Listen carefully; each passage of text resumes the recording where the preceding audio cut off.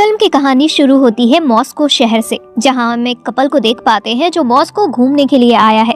इस दौरान वो एक होटल में एंटर करते हैं, जहां वो बहुत पुरानी एक पिक्चर को देखते हैं, जिसके अंदर उन्हें एक मॉन्स्टर नजर आता है। वो दोनों उस फोटो को देखकर बातें करने लगते हैं। इस बीच वो बातें करते हैं कि ये पिक्चर ओरिजिनल नहीं है, इसमें जो मॉन्स्टर है वो डुप्लीकेट है। तभी वहाँ पर हम एक बूढ़े आदमी को देख पाते हैं जो उन दोनों को बताता है कि वो सही है, इस पिक्चर के अंदर मौजूद मॉन्स्टर डुप्लीकेट है। लेकिन वो आदमी उन दोनों को बताता है कि इसी तरह के एक मॉन्स्टर की कहानी वो उन दोनों को सुना सकता है, जो बहुत ही ज्यादा रोमांचक कहानी है। वो दोनों भी उस बूढ़े आदमी की बात को मान लेते हैं।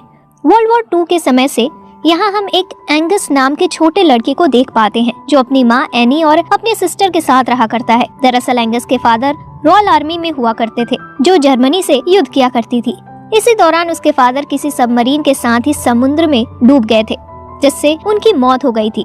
और इसी कारण रॉयल आर्मी अब उन लोगों का ख्याल रख रही थी। और यहाँ हमें पता चलता है कि एंगस पानी से बहुत ज्यादा डरता है, क्योंकि उसके फादर की मौत भी पानी में डूबने से ही हुई थी। इस कारण वह समुद्र को दूर से ही देखता था, उसके करीब कभी जाता नहीं था। एक दिन जब एंगस समुद्र किनारे कुछ सीपों को जमा कर रहा था, इस दौरान उसे समुद्र किनारे से एक मैजिकल क्ले मिलती है, जो किसी अंडे की तरह दिख रही थी। वो उसे लेकर अपने घर आता है और अपने स्टोर रूम में ले जाकर उसे देखकर चेक करने लगता है। इससे पहले कि वो उसे पूरी तरह से देख पाता, एंगस की माँ उसे आवाज लगाकर बुलाने लगती है। उसे उसी हालात में छोड़कर वो अपनी माँ के पास चला जाता है।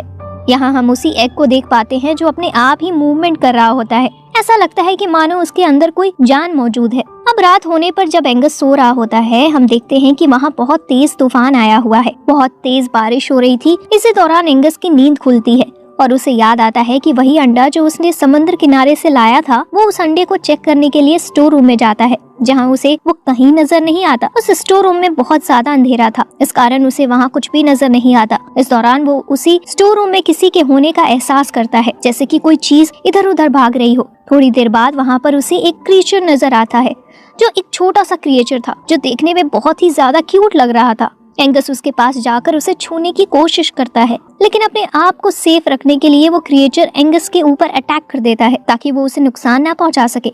एंगस उस क्रिएचर को देखकर बहुत ज्यादा खुश हो जाता है, क्योंकि उसने ऐसी चीज कभी नहीं देखी थी। एंगस को लगता है कि शायद उस क्रिएचर को भूख लग रही है। इस कारण वह भागकर घर के अंदर जाता है और उसके लिए एक आलू लाता है और उसे काट कर खिलाने लगता है। इस दौरान एंगस नोटिस करता है कि उस क्रिएचर के बॉडी पर बहुत सारे जख्म है, तो वो मेडिसिन लाकर उसको ट्रीट भी करता है।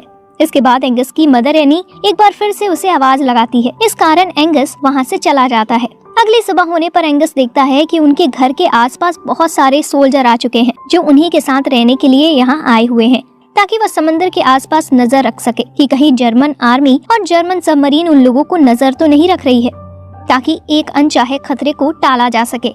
इसी दौरान एंगस अपने सिस्टर को उस क्रिएचर के बारे में भी बताना चाहता था, लेकिन उसकी सिस्टर उसकी कोई भी बात नहीं सुनती, क्योंकि वो बहुत ज्यादा ही बिजी थी। अब उसी दिन एंगस देखता है कि उस क्रिएचर ने उस स्टोर रूम की हालत को बुरी तरह से बिगाड़ दिया। वो इधर उधर उछल कूद कर रहा है, मानो उसे भूख लग रही हो। वो हर एक चीज को खाने की कोशिश कर रहा है और यह सब एंगस समझ जाता है, इसलिए वो उसका खाना लेने के लिए जाता है। लेकिन वो देखता है कि सारे घर में बहुत सारे फौजी मौजूद हैं, जिन्होंने उनके घर पर कब्जा कर लिया है और हर एक चीज और हर एक रूम में वो मौजूद हैं। किचन से एंगस को खाली हाथ बाहर भेज दिया जाता है। इस कारण बाहर पड़े हुए कचरे के बॉक्स को लेकर ही वो उस क्रिएचर के पास जाता है और उसे उस गार्बेज में पड़े हुए कचरे को ही खिलाता है। क्रिएचर भी उस गार्बेज को खाने लगता है। ये देखकर एंगस बहुत ज्यादा ही खुश होता है। इस दौरान एंगस और वो क्रिएचर एक दूसरे के बहुत ही करीब आ चुके थे। वो एक दूसरे को बिना किसी लैंग्वेज के समझ पा रहे थे। इसी बीच एंगस उस क्रिएचर का नाम क्रूसो रखता है, ताकि वो उसे आसानी से पुकार सके। यहाँ एंगस एक पानी की ड्रम में बहुत सारा पानी डालता है और इसके अंदर क्रूसो को डालता है। यहाँ हम क्रूसो को देख पाते हैं, जो उस ड्रम में मौजूद पानी के अंदर बहुत ज्यादा ही खुश है। वो बहुत ज्यादा एंजॉय कर रहा था। यह देखकर एंगस भी बहुत खुश होता है और वहाँ से चला जाता है। इसके बाद हम लुइस नाम के एक बंदे को देखते हैं, जो शहर के ही एक बार में मौजूद कुछ लोगों की बातें सुनकर अनकंफर्टेबल फील कर रहा है, क्योंकि वो लोग आर्मी वालों की बातें कर रहे थे। ऐसा लगता है कि शायद लुइस का आर्मी वालों से कुछ कनेक्शन जरूर था। सुबह होने पर हम एंगस की मदर एनी को देखते हैं, जो स्टोर रूम की हालत देखकर बहुत ज्यादा ही गुस्सा है। तभी वहाँ पर लुइस पहुँच जाता है। दरअसल लुइस एनी का ही हैंडीमैन है जो उनके घर काम करने के लिए आया हुआ है और उसका आज यहाँ पर पहला दिन है। एनी उसको बताती है कि वो स्टोर रूम को अच्छे से साफ कर दे और अगर स्टोर रूम के अंदर उसे किसी तरह का पेट मिले तो वो उसे बाहर छोड़ आए, क्योंकि उसे लगता है कि एंगस ने किसी पेट को पाल लिया है, क्योंकि एंगस को पेट पालना बहुत ही ज्यादा पसंद है।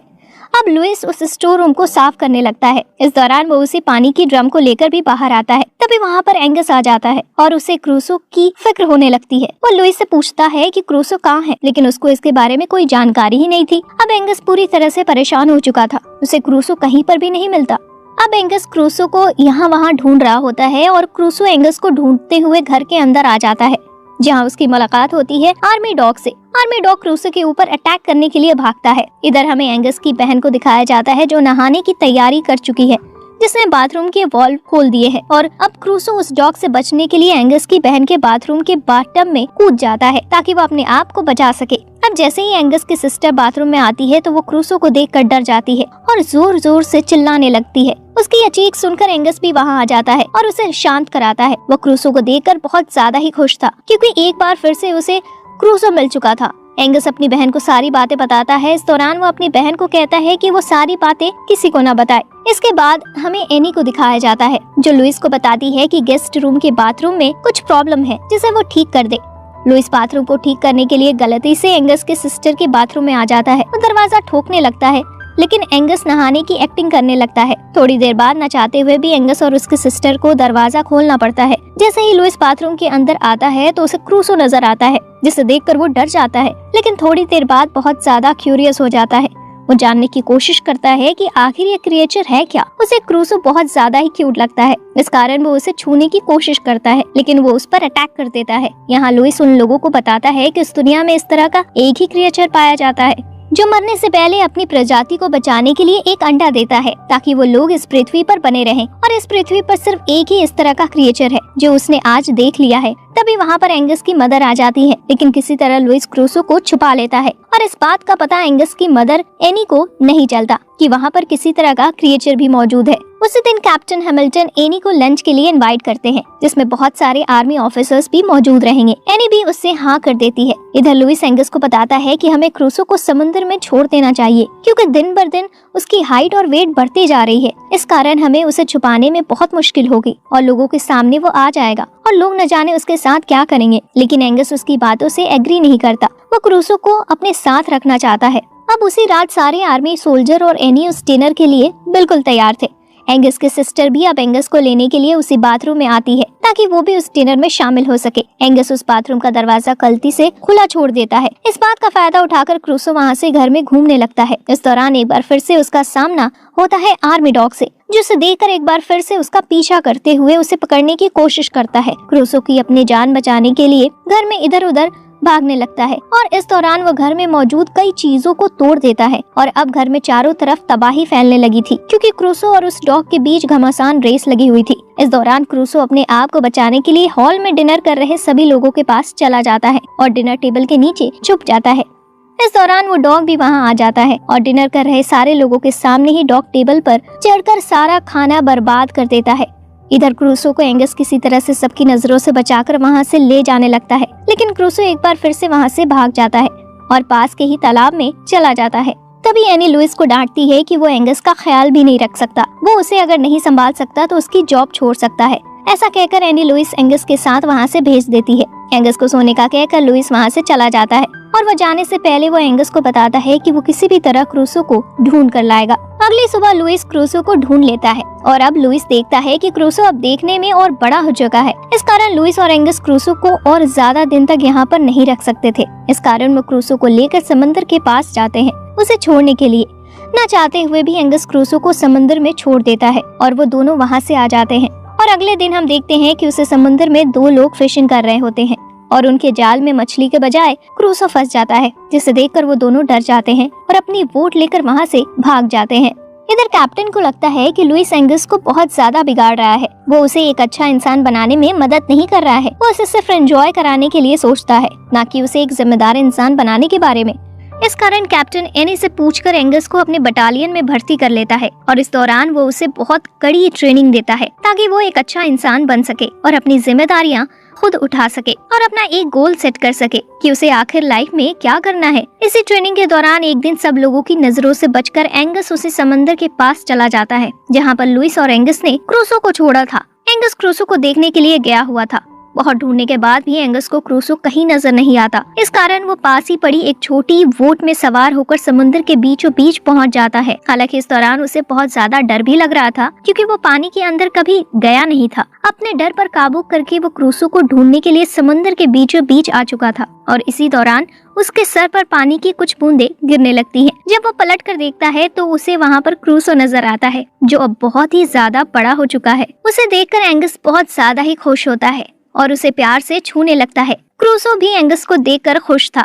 वो उसे अपनी पीठ पर बिठाकर समंदर की सैर कराने लगता है। इस दौरान अब हम देख पाते हैं कि एंगस का सारा डर भी जा चुका है और क्रूसो उसे अंडर वाटर भी ले जाता है। यह सब सारी चीजें करके एंगस बहुत ज्यादा ही खुश था। इसके बाद क्रूसो उसे समंदर किनारे ले जाकर वापस छोड़ देता है। इस दौरान एक आर्मी ऑफिसर उन दोनों को देख लेता है। घर पहुंचने पर एंगस अपनी बहन और लुइस को अपने इस एक्सपीरियंस को शेयर करता है। इस दौरान वो बहुत ज्यादा ही खुश था। उसकी इस खुशी को देखकर लुइस और उसकी बहन भी खुश थे। बाहर सभी को खुश होता हुआ देख एनी भी बहुत खुश थी। तभी एनी के पास लुइस आता है। वो उसे बताता है कि वो एक आर्मी ऑफिसर था लेकिन किसी युद्ध के दौरान उसके हाथ में चोट लग गई। इस कारण से आर्मी छोड़नी पड़ी और उसे इसी तरह का जॉब करना पड़ा जो वो आज एनी के लिए कर रहा है। ये सारी बातें कैप्टन भी सुन लेता है। उसे जलन महसूस होने लगती है क्योंकि कहीं ना कहीं वो एनी को पसंद करता था और लुइस का एनी के करीब आना कैप्टन को पसंद नहीं था। कैप्टन अपने एक जूनियर को लुइस के बारे में पता लगाने का कहता है। इस पर जूनियर बताता है कि लुइस एक बहुत ही बहादुर सिपाही हुआ करता था। एक युद्ध के दौरान उसके साथ एक हादसा हुआ जिस वजह से उसने आर्मी छोड़ दी। अब ये सब सुनकर कैप्टन भी पूरी तरह से हैरान था क्योंकि उसे लगता था कि लुइस में कुछ न कुछ तो गड़बड़ है, लेकिन उसका यह शक भी अब पूरी तरह से दूर हो चुका था। अब उस रात हम उन दोनों लोगों को देखते हैं जिनका सामना क्रूसो से एक बार समंदर में हो चुका है, जो वहाँ मौजूद सारे लोगों को उस क्रिएचर के बारे में बता रहे हैं। वहाँ मौजूद एक रिपोर्टर समंदर में जाकर क्रूसो के बारे में बहुत सारी जानकारियाँ इकट्ठा करना चाहता है ताकि वो मॉस्को शहर को एक पर्यटन स्थल में बदल सके, ताकि टूरिज्म यहाँ पर बढ़े और उन लोगों की कमाई का जरिया बने, क्योंकि उन लोगों के पास क्रूसो जैसा एक क्रिएचर मौजूद है जो लोगों को अट्रैक्ट करेगा। ये सारी बातें सुनने में बहुत ज्यादा ही अजीब लग रही थी क्योंकि उस रिपोर्टर को भी नहीं पता था कि असल में किसी तरह का क्रिएचर है भी या नहीं। अब एक दिन कैप्टन एनी और उसकी सारी फैमिली को लेकर समंदर किनारे जाता है जहाँ पर वो उन लोगों को बताता है कि वो किस तरह से समंदर की देखभाल किया करते हैं। कैप्टन अपने जूनियर ऑफिसर्स को समंदर में कुछ मिसाइल छोड़ने के लिए कहता है। एंगस को बहुत गुस्सा आता है क्योंकि समंदर में क्रूसो भी मौजूद था। उसे लगता है कि शायद इन ब्लास्ट में क्रूसो भी मारा जाएगा। वो कैप्टन के लोगों को रोकने लगता है लेकिन कैप्टन उसे डांटकर वहाँ से अलग कर देता है। इसके बाद हम उन्हीं रिपोर्टर्स को देखते हैं जो क्रूसो को समंदर में ढूंढ रहे थे, लेकिन उन्हें क्रूसो कहीं भी नहीं मिलता। वो किसी भी तरह लोगों का ध्यान अपनी तरफ खींचना चाहते थे। इसी कारण वो समंदर में एक डुप्लीकेट क्रिएचर को तैनात करते हैं और उसकी पिक्चर क्लिक करके वो न्यूज़पेपर में आर्टिकल लिख देते हैं। और ये पिक्चर वही पिक्चर है जिसे हमने फिल्म के स्टार्टिंग में उस रेस्टोरेंट की वॉल पर देखा था, जिसे उस कपल ने देखकर यही कहा था कि यह एक डुप्लीकेट क्रिएचर है। इधर एनी एंगस को एक कमरे में कैद कर देती है, लेकिन उसकी बहन उसे वहाँ से किसी तरह बचाकर लुइस के साथ भेज देती है। लुइस और एंगस क्रूसो को ढूंढने के लिए जाते हैं कि कहीं उसे कोई नुकसान तो नहीं पहुँचा। वो लोग समंदर में इधर उधर क्रूसो को ढूंढने लगते हैं और थोड़ी ही देर बाद क्रूसो वहाँ आ जाता है। लेकिन अब क्रूसो बहुत ज्यादा ही बदल चुका था क्योंकि जिस तरह से आर्मी वालों ने समंदर पर ब्लास्ट किए थे उन सब चीजों से क्रूसो डर चुका था और वो बहुत ज्यादा ही अग्रेसिव हो चुका था। वो एंगस की भी किसी बात को नहीं मानता और तभी वहाँ पर आर्मी के कुछ सोल्जर आ जाते हैं जो क्रूसो को ढूंढने के लिए आए थे। उनके साथ आर्मी डॉग भी था जो क्रूसो को देखकर भागने लगता है। उसका पीछा करते हुए आर्मी वाले भी वहाँ पहुँच जाते हैं। आर्मी वाले क्रूसो पर अटैक करने लगते हैं, लेकिन वो उन लोगों की नाव पलटा देता है और एक आर्मी ऑफिसर को लगता है कि शायद जर्मन सेना ने उनके ऊपर अटैक कर दिया है। वो सभी लोगों को इस बात की जानकारी देता है। इधर एंगस की माँ देखती है कि एंगस घर से गायब है। उसे एंगस की फिक्र होने लगती है। वो कैप्टन के साथ मिलकर उसे ढूंढने के लिए समंदर के पास जाने लगती है। इधर क्रूसो एक आर्मी ऑफिसर को खत्म करने की कोशिश करता है। इस दौरान एक ऑफिसर क्रूसो को गन से शूट करने की कोशिश करता है, लेकिन लुइस उसे रोकता है। लेकिन वो आर्मी ऑफिसर लुइस की किसी भी बात को नहीं मानता। वो अपनी गन को एक बार फिर से क्रूसो की तरफ पॉइंट करता है और उस पर शूट करता है, लेकिन उसकी गन में तो गोलियां ही नहीं थी। लेकिन इस दौरान एंगस क्रूसो को शांत करने की कोशिश करता है और समुद्र के अंदर जाने लगता है। वो पानी के बहुत अंदर तक पहुंच जाता है, जिससे वो डूबने लगता है क्योंकि उसे तैरना नहीं आता था। ये सब देखकर क्रूसो उस आर्मी ऑफिसर को छोड़ देता है और एंगस को बचाने लगता है। किसी तरह वो एंगस को ले जाकर समंदर के किनारे छोड़ता है, जिसकी हालत बहुत ज्यादा ही खराब थी। वो बेहोश हो चुका था, लेकिन थोड़ी ही देर बाद उसे होश आ जाता है। तभी वहाँ पर एनी पहुँच जाती है, जो एंगस की हालत को देखकर उस पर गुस्सा होने लगती है। एंगस उसे क्रूसो के बारे में बताने लगता है, लेकिन एनी को उसकी किसी भी बात पर यकीन नहीं होता। तभी वहाँ पर क्रूसो भी आ जाता है, जिसे देखकर एनी और वहाँ मौजूद सारे लोग हैरान हो जाते हैं। तभी आर्मी के लोग उस पर अटैक करने लगते हैं। यह सब देखकर एंगस क्रूसो को अकेला नहीं छोड़ता और उसकी पीठ पर बैठकर वो उसके साथ समंदर में ही आगे चला जाता है। लेकिन थोड़ी ही दूर पहुंचने पर समंदर के बीचों बीच एक नेट लगी हुई थी, जिस कारण अब क्रूसो एंगस को लेकर वहां से आगे नहीं बढ़ सकता था। इस कारण क्रूसो एंगस को एक नाव में बैठाकर वहां से भेज देता है और उस नेट को तोड़कर समंदर के और अंदर पहुंच जाता है। ये सब देखकर किनारे पर मौजूद सारे लोग बहुत ज्यादा ही खुश होते हैं, जो क्रूसो को पसंद किया करते थे। अब क्रूसो पूरी तरह से सेफ था। अब वो उस समंदर में अकेले ही बिना डर के आगे बढ़ चुका था। और इसी के साथ ये मूवी और प्रेजेंट में आती है, जहाँ पर बूढ़ा आदमी उन दोनों को बताता है कि उसके बाद एंगस ने क्रूसो को कभी नहीं देखा और क्रूसो इसी तरह से कहीं गायब हो गया। इस दौरान उन दोनों कपल को वो बूढ़ा आदमी बताता है कि एंगस कोई और नहीं वही था और ये कहानी उसी की थी। इसके बाद हमें एक छोटे से बच्चे को दिखाया जाता है, जिसे उसी तरह का एक एग समुंदर के किनारे से मिलता है, जैसे कि एंगस को मिला था। और उसी के साथ यह मूवी यहीं पर खत्म हो जाती है।